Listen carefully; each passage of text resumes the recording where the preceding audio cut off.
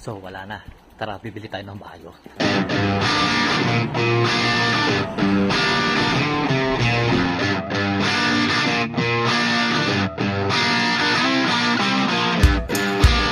Tara, hanapin natin yung shampoo na discover natin.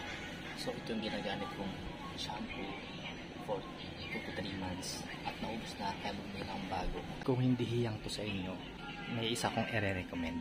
Mas mura, baka sakaling maging hiyang kayo. Ito yung isang alternative na anti-dandruff shampoo. Opo to.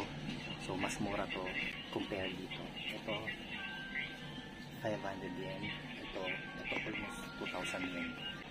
So itong Opo to, itry nyo to. Mas mura to. Yun lang, hindi na natin masyadong nahabaan yung video natin kasi habang nagvi-video tayo, nasita tayo. Bawal daw. Sumimasen. Come to Japan.